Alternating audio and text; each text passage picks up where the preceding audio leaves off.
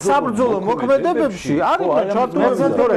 სანამ ბატონ ტრისტანთან გადავალ აი მეც ერთი ასეული ვიცი არა სანამ ტრისტანთან გადავალ მაგის მომხრე ვარ მე პირადად რომ დავეხმაროთ როგორც ერთ მხარეს ასე მეორე მხარეს იმიტომ რომ დონბასში მცხოვრები ხალხის უკრაინელები არის ისინი კაცო იმ ხალხსაც ამ ხალხსაც რაც შეგვეძლება კიდევ ერთხელ მინდა ვთქვა ეს იქნება მედიკამენტებით დახმარება ეს იქნება ჰუმანიტარული დახმარება და კიდევ ერთხელ არავის არ ეწყიროს რაც შეგვიძლია რაც ჩვენ სახელმწიფო შეუძლია ვინაიდან ჩვენ სახელმწიფოს თვითონ ყავს 300,000-ზე მეტი დევნილი 400,000-ზე მეტი დევნილი და ჩვენი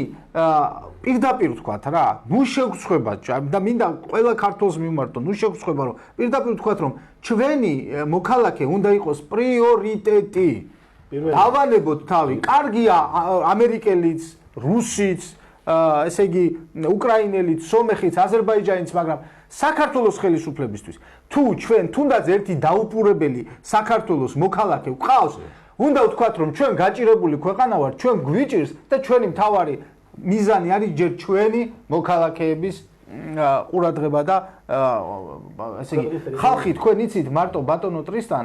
რომ რამდენი სამხედრო ვეტერანია აი იგივე ნინო ფოფხაძის მაგალითზე ავიღოთ რომლებიც მშივრები არიან ეხლა და კარგით რა კარგით ვიცით რომ უჭირთ მაგრამ არანაკლებ უჭირთ რა მაინდა-მაინც ეხლა უნდა დაბომბონ ხალხი ღიად ცის ქვეშ ხუთაში ყრიან 30 ოჯახს არის რისანში 30 ვეტერანი რომელიც საქართველოს ტერიტორიაზე დენომისათვის ბრძოლობდა თავის საკუთარი ბინიდან დივით არ გამაძენ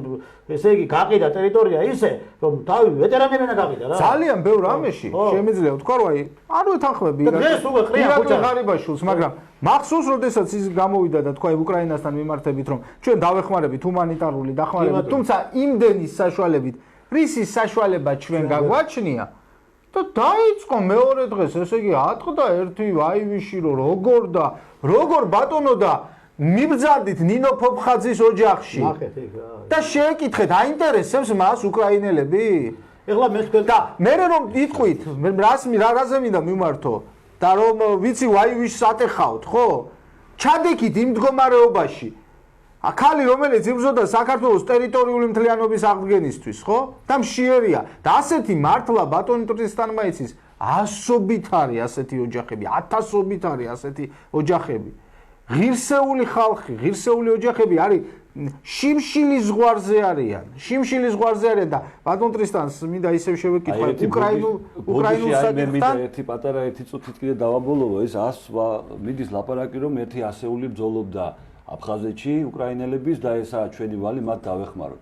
მოდი ჩავიხედოთ ვინ იყო ეს ასეული და რომ აღმოჩნდეს რომ ეს ასეული თურმე დონბასში მაცხოვრებელი ასეული ყოფილა მაშინ რა გამოდის ეხლა დონბასის მხარეს დავდგეთ და იქიდან გავისტუმროთ ეს ვალი ეს ასეული მოდი გამოვიძი იქნება დონბასელები იყვნენ ჩვენ ხო არ ვიცით რომ რეგიონიდან ხო არა მართალია ეხლა მამუკა ის უკრაინელები რომ იყო ჩამოსულები